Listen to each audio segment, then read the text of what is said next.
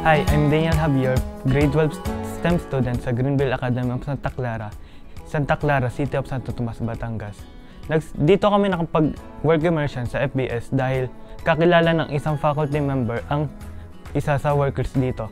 Kaya doon nagsimula ang lahat. Then, ang mga na-experience ko dito ay overall masaya dito dahil syempre, kapag isang STEM students ka na magpo-pursue ng computer science, ay nandito na lahat. Gagawin mo ay